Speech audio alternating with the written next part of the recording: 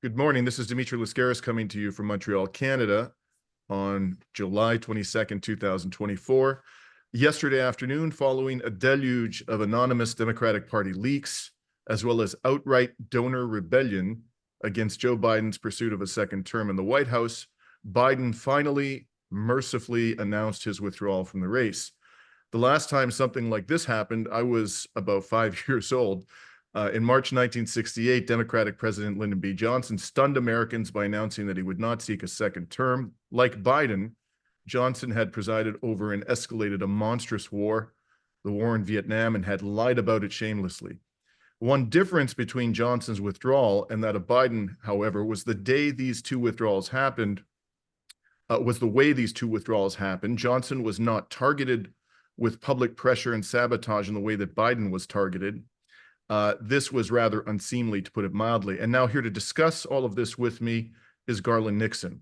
Garland is a veteran progressive radio and television talk show host. He has worked in the media since 1998, appearing on local radio and television in Baltimore, Washington, D.C., and national television in New York. He has made numerous appearances on National Public Radio and Fox Business News, and Garland formerly sat on the board of the wonderful American Civil Liberties Union. Thank you so much for joining us today, Garland. Thank you for inviting me, Dimitri. So, Garland, I'd like to start by talking to you about the aftermath of the presidential debate, which took place on June 27th. I watched that debate live, and although I personally found Biden's performance to be a disaster, it didn't surprise me in the slightest, given the cognitive decline that Biden had displayed since taking office, and even before taking office in 2020. I thought that his performance on June 27th was entirely predictable, but the liberal media acted surprised, as did many Democratic Party donors and bigwigs. Then in less than 24 hours after the debate, I found this to be completely extraordinary and was not something I was expecting. The New York Times published an editorial calling for Biden to withdraw from the race. The whole thing, not just for that reason, for other reasons as well, looked to me to have been orchestrated. As soon as I read the New York Times editorial, I was sure that Biden was finished.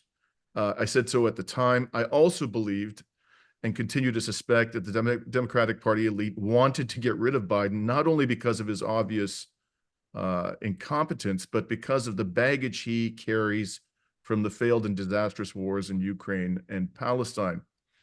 Of course, few, if any, in the liberal media are prepared to entertain the possibility that Biden's proxy war in Ukraine and his support for Israel's genocide in Gaza had anything to do with his demise this weekend. I'm very curious to know what you think about all of this. Do you think that, in fact, his demise was orchestrated? And do you suspect that it has anything to do, that he's being driven from office because of the disasters in Ukraine and or Gaza?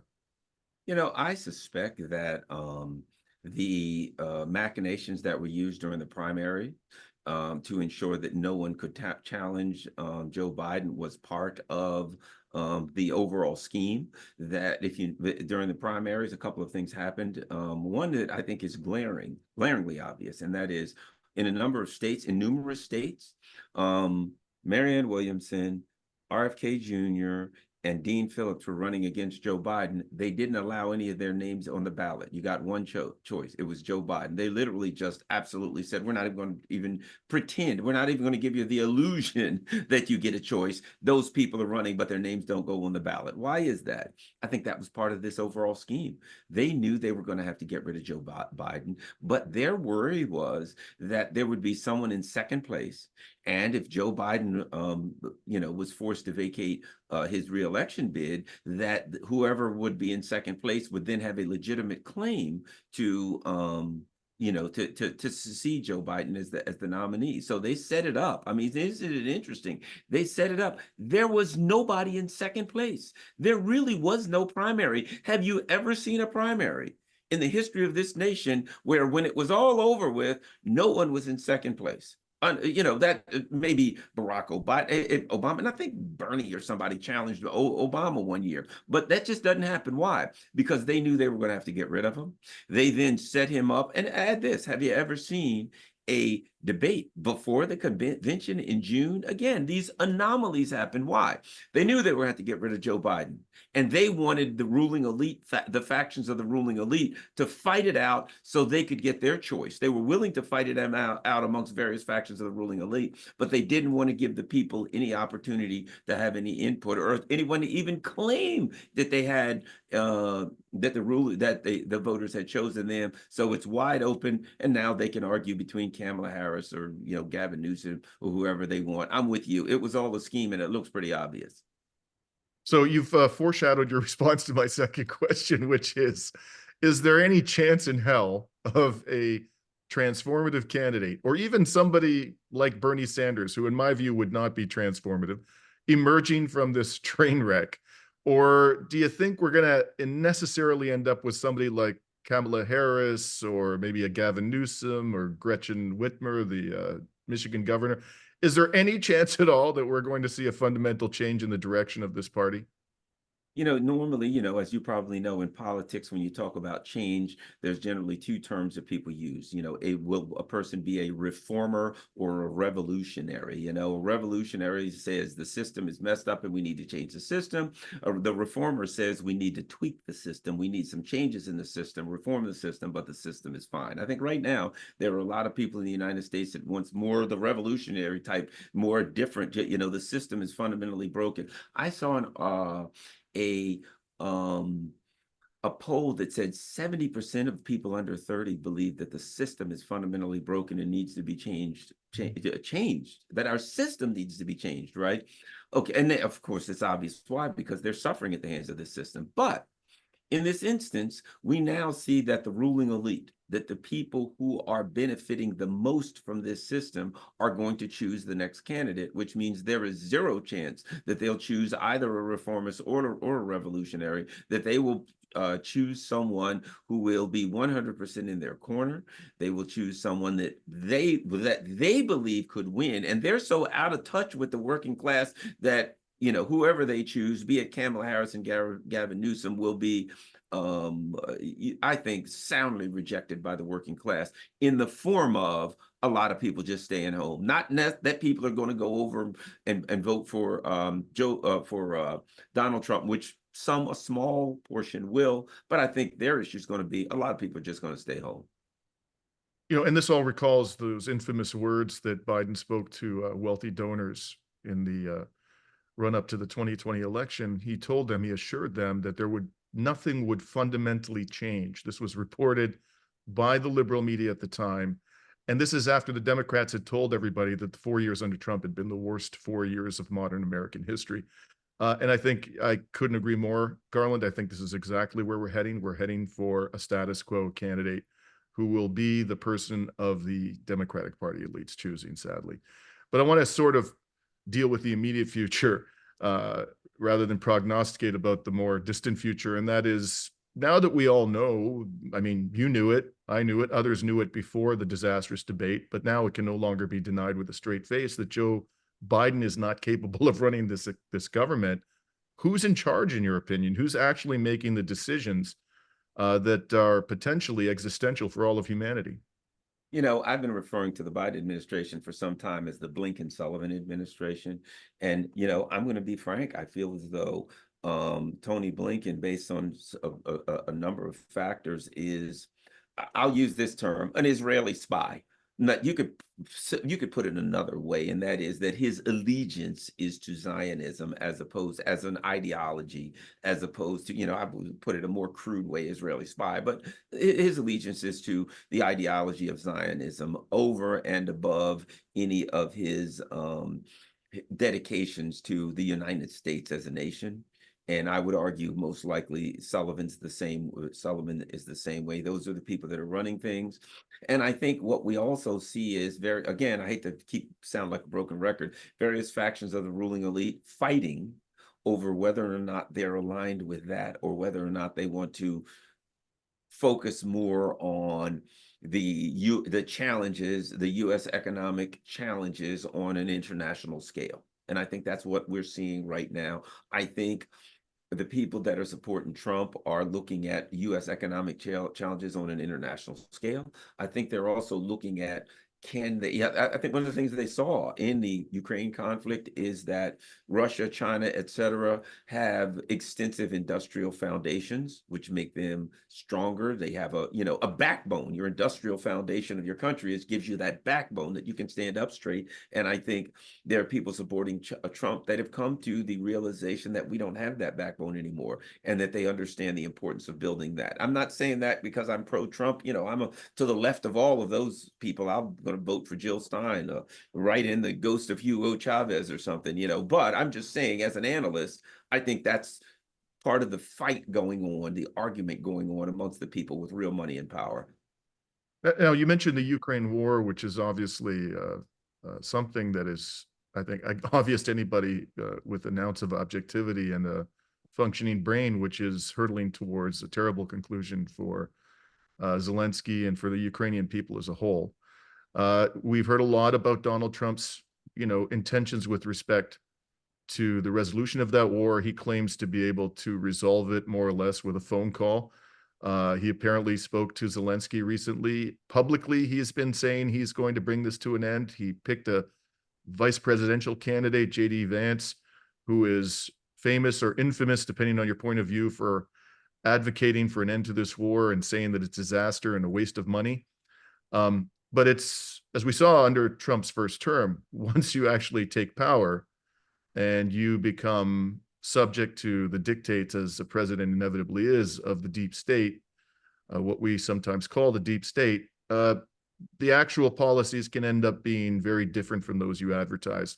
What do you think the most likely approach of the Trump administration to the war in Ukraine will actually be once Trump takes office, if he does win this election? Based on the current trajectory of things in Ukraine, I think it'll be cleaning up a mess, cleaning up the mess. I don't think Ukraine, because remember, the election is in November. Donald Trump doesn't, if he wins, won't take power till January 20th, almost exactly 6 months from now, right? Within weeks, or whatever, 6 months from now. Okay. My point being this, I don't think Ukraine has that kind of time.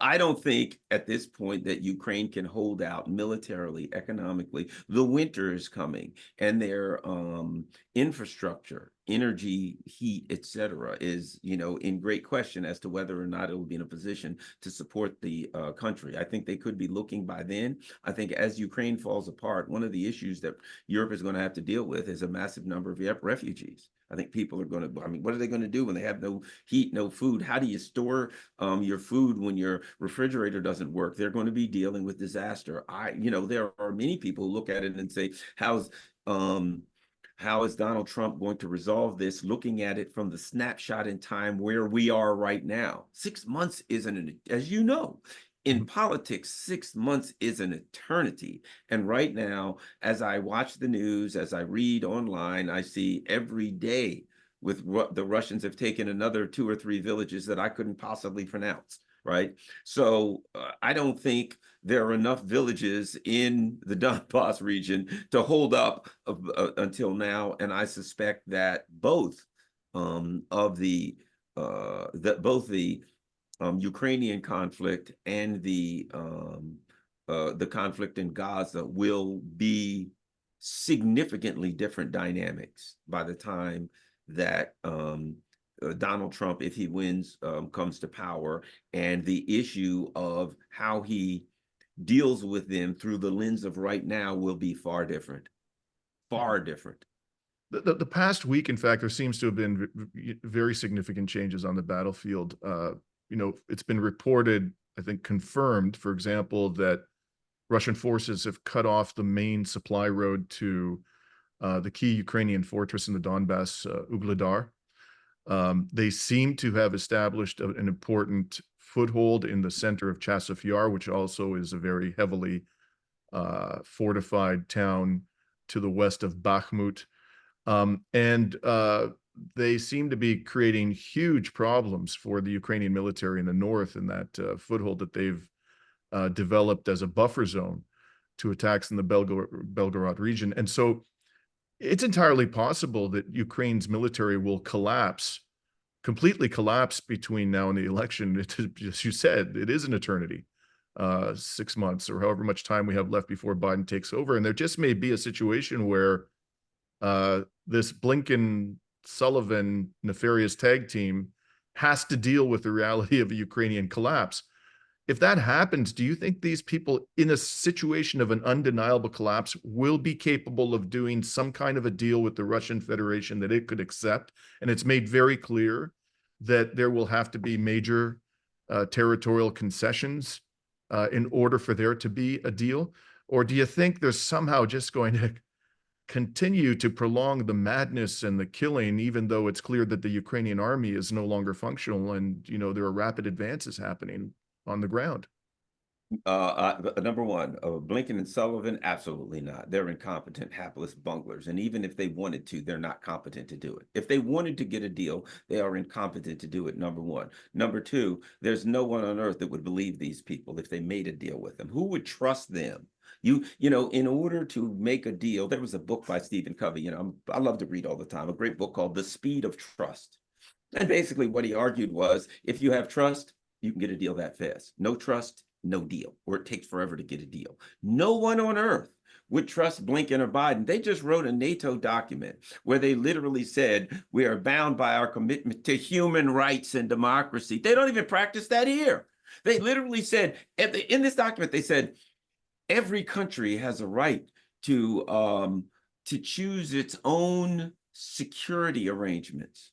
But apparently that doesn't include any countries in the Western Hemisphere, because the U.S. argues with the Monroe Doctrine that no country in the Western Hemisphere has a right to choose its own security arrangements. So they're not living on the same planet as the rest of us are. They're living in an absurd narrative. The only thing the Blinken-Sullivan administration can do is spin a new narrative. Now, I think what the Russians see is this: I'm not going to get a deal with them. And if the neocons want this thing to do, I think they look at it and they say, oh, it's going to end. Okay. And maybe we'll have Western Ukraine left. And then we can rebuild Western Ukraine just like we did before, eventually, to take on the Russians again, right? I think that's their plan, right? I think the Russians know their plan, as do we. I think the Russians' plan is easy. I'm going to bash this thing to pieces. This thing is going to be so broken, you ain't going to be able to fix it. You ain't going to be able to support it. You ain't going to be able to rebuild it. It's like if you see this movie and some guy jumps in his car to take off and he knows that these people are going to chase him. He turns around and he shoots the car, right? He puts a bullet right down the middle of the engine and everything and shoots out the tires. He disables the car. The bad guys can't chase him. They got nothing to chase him with. I think the Russians are going to say, we're going to disable Ukraine. We'll smash anything that looks even remotely like it's military, including the spirit of the Ukrainians, everyone of and this is a sad state of affairs, but it's reality. The Blinken-Sullivan administration, in a way, in a sad and twisted kind of way, is playing into the hands of the Russians, because they're throwing all the military age men, which seems to be anybody under 70, according to them, over 7 and under 70, all the generations, they're throwing them into the meat grinder.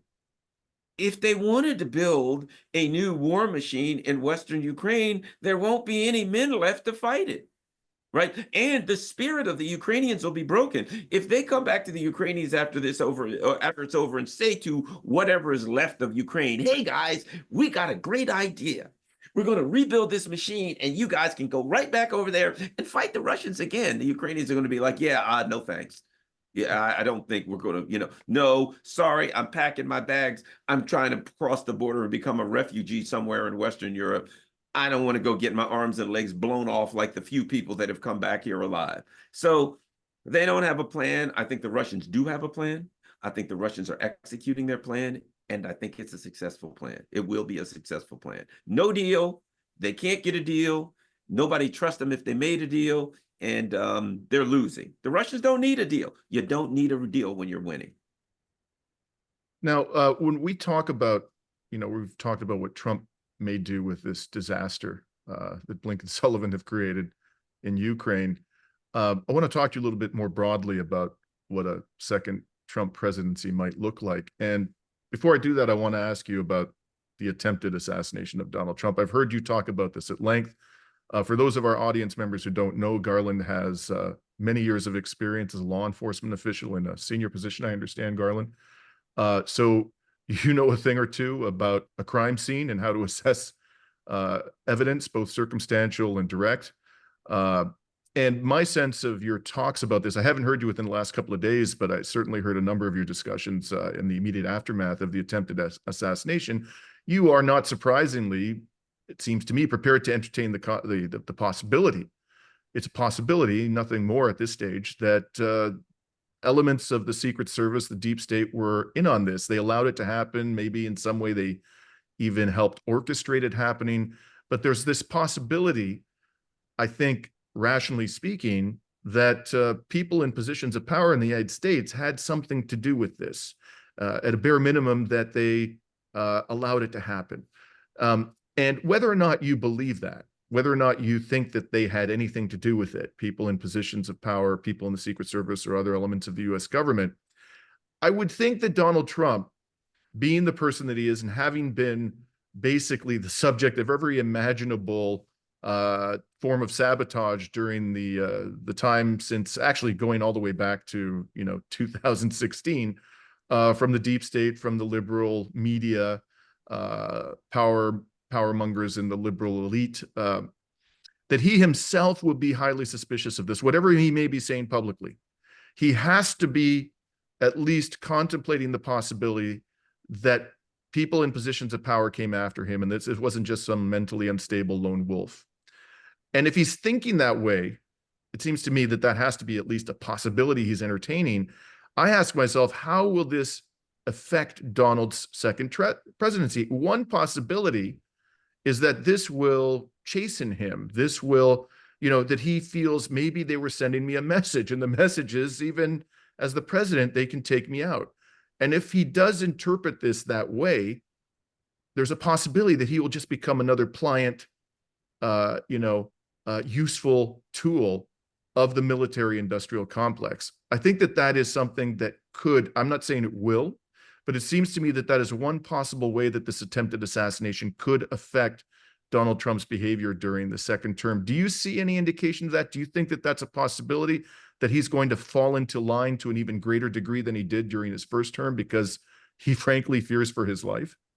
I think that's the question of the crossroads, because if we go down that road, I think then there becomes a crossroads. One, if Donald Trump turns right, then he says, I'm afraid, I think they're going to kill me, I better do what they want. If he turns left and goes in the opposite direction, he says, oh my gosh, I better clean these people out. I better clean out the deep state. I better go on the offensive and get rid of everybody in there and replace them with my people, so that they don't do that. So I certainly think that is a possibility, but I think you have to entertain the both what I would call both extremes. I don't think there's a middle road. I don't think Donald Trump comes in there in the center and says, let's just kind of play this thing out and see how it works. I think we're past that. So either, can I predict which one? No. But I think in the same way you entertain that he, acquiesces and says, okay, I'm scared. What do you want me to do? He may be. Now, in looking at Donald Trump's history, it seems to me that he's more the aggressive, assertive type, the more type A type person. So I would argue the likelihood, if somebody had to say, what would you guess? I would guess he's more likely to do, take the option of assertiveness and say, I'm going to clean, because he's already said that. We got to clean out the deep state, the warmongers, blah, blah, blah, blah, blah, that I got to stop them. Because I would think this, the deep state, if you allow them to intimidate you, they ain't gonna stop. You know what I mean? If you give them an inch, they'll become a ruler. You know what I mean? And so if you say, okay, I'll do what you want, well, they're gonna come with a list 10. Okay, well, now that okay, here we go. Here's the list. And it's going to be 10 pages long. Do all of these things. You've seen how the US foreign policy is. If they come into a country and they get a country to acquiesce and they overthrow the government, they install a puppet, they don't stop. They take everything. They clean that country out till there's nothing left, right? And I think Donald Trump knows his option is, if I do what they want, they ain't going to stop wanting and they ain't going to stop asking. So I think he knows his only chance is to come in there and start, throwing punches and say, if I'm able to replace them with my people, then I can have some level of security. Even then, let's face it, Kennedy fired Allen Dulles, and Allen Dulles still acted as a CIA operative after he was fired from the CIA. He was supposedly fired from the CIA, but he still acted in concert with the CIA. See, there's a formal CIA, there's a formal intelligence operation, but there's an informal intelligence operation on the outside. And I think a lot of people know that. And that informal one is the one that the formal one, I hope I'm not making sense here. But anyway, when they really got to do the nasty stuff, they reach outside for plausible deniability to some former, Christopher Steele, some former operative who now is no longer an operative, who seems to act exactly like they are an operative. You know the game. Yeah. And as Chuck Schumer said, they can get you 6 ways from Sunday. So I'm sure that the Donald will bear that in mind in the Yes. ahead. So I want to conclude by asking you about 2 other parts of the world, which are potentially going to be very, very important. They will be very important without a question in the next several years or months. And that is West Asia and China. During the Trump presidency, he ordered, we don't know exactly how this happened behind the scenes, but he ordered the assassination of Iran's top general, Soleimani. And at the time, I went absolutely berserk in my public commentary and said, this man is a crazed lunatic. He's inviting a devastating war, which will be far worse by any rational measure than what happened in Iraq, which is horrible enough, because of Iran's military capabilities, because of its strategic location, the size of its population, and so forth. But then he did something that surprised me, and that is when Iran retaliated and struck a U.S. military base, even though it didn't kill people, it apparently injured a number of U.S. soldiers. It certainly was a blow to America's prestige that Iran was able to strike a military base with numerous ballistic missiles in West Asia. Trump stopped. He didn't escalate further, which came as a surprise to me. It certainly was the right decision. He should never have ordered the assassination to begin with. But he's now heading into a situation where, Netanyahu, with whom he has, strained relations because Netanyahu congratulated Biden when he won the presidency, perhaps for other reasons, is clamoring for a war, an all-out war against Iran, and can't do it without the United States. And Donald Trump has proven in spades that this man is 100% committed to the project of Zionism. Do you think he's going to be able to resist calls from within and outside the U.S. government, from Netanyahu, from Zionists, from AIPAC and so forth, to escalate to a full-blown war with Iran? Do you think he has the discipline and the good sense to avoid that? Number one, my prediction is Netanyahu will not be in power 6 months from now. That's my first prediction. He will no longer be in power in Iran, and that he will be removed in some way, shape, or form by the U.S. empire. That he'll be out. Number one. Number two, my understanding, based on my research of what happened when it came to Soleimani, was that Pompeo and Bolton and some of the diehard that Trump didn't even know who he was. And that they came to him and said, you got to take this guy out for this reason and that reason. Trump went along with it. So it wasn't Trump saying, hey, let's take this guy out. He didn't know who the hell the guy was. Trump is not exactly, a international geopolitical, savant by any stretch of the imagination. He doesn't know who half these people are. Probably can't find a lot of this stuff on a map, but he's got a big ego. So once they said do it, once Donald Trump does anything, afterwards, he's always going to say that was the greatest thing that ever happened. Nobody's ever done anything as great as that. That was power. You know what I mean? He's going to ride anything. He's not going to look back and say, well, perhaps in hindsight, I got talked into doing something. Nope, that's not Donald Trump's nature, right? How he feels about it, I really don't know, but I don't think he was the impetus for that. Based on my research, I don't believe he was the impetus for that. But what Donald Trump did show is restraint. And why?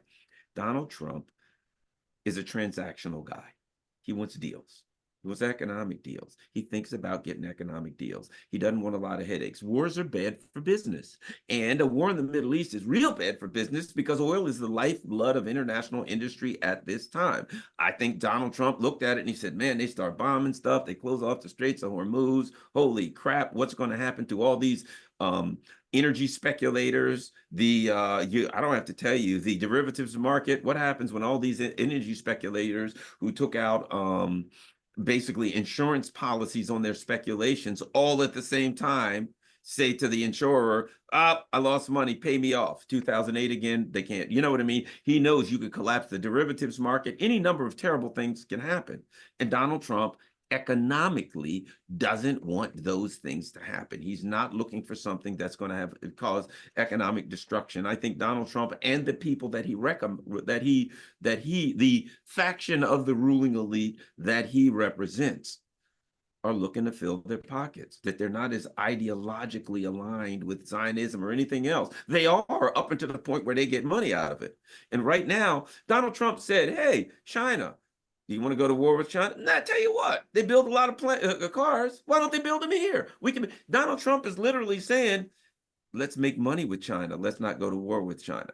The faction of the ruling elite that Donald Trump represents, if Donald Trump comes in, they're looking for ways for economic expansion. I don't think Donald Trump wants a war. And I don't think the people that supports him. Think about this. Who's going to give him $45 million a month? What's his name? Musk, right? Why is Musk giving him all that money? What Musk is building all kinds of stuff in China. People like Musk, the young tech entrepreneurs, they got a lot of money invested in the East. They're thinking about how they can make money. So I look for Donald Trump to come in. If you listen to his speech, what's he talking about? Economy, money, jobs, things like that. Whether he'll be successful in a financialized neoliberal economy, that's a whole discussion which will take us hours. But the bottom line is this: I don't look for Donald Trump to look for more war. I look for him to look for less war. And of course, Donald Trump is an entertainer, right? And Donald Trump understands that as an entertainer, you got to have a hook. Who are you? You know what I mean? Are you the villain? There's some people that you look them in movies and they're really good at being the villain. And then no matter what movie, and they're cast as the villain, they're cast as the crazy guy, they're cast as whatever, right? As the ditzy airhead, they're cast, okay. I think Donald Trump has cast himself as the anti-war, anti-establishment person. That is the part that he has cast himself, and that's the role that he's going to continue to play. And I think you just said something really important, Garland, which is that the faction that is putting Donald Trump in this position, these people, of course, they have boundless greed. It's never enough. 100 billion, not enough. 200 billion, not enough. There's always more and more and more. But precisely because they are wealthy, they have a lot to lose. And nukes aren't good for business. So I'm hopeful that at the end of the day, your analysis is correct. I think there's lots of reason to believe at this stage that Trump is going to know at least not where the red lines lie with countries like China and Iran, and will make some reasonable effort not to cross them in order to serve the interests of that faction that you mentioned. So all our fingers are crossed. It's going to be a wild ride, whatever happens. And so with that, I'd like to thank you, Garland, for joining me today. You are, I think your main gig nowadays is you do the Critical Hour on Sputnik Radio in Washington, but your main gig is, I think, your daily program. If I'm not mistaken, you pretty much do one program a day on various platforms, including YouTube and Rockfin. I couldn't encourage our audience too strongly to watch Garland's program. It's wonderful in terms of its incisive analysis, but also, as I mentioned to Garland before we started today, very entertaining. So thank you very much for joining me today, Garland. Thank you very much for inviting me, Dimitri.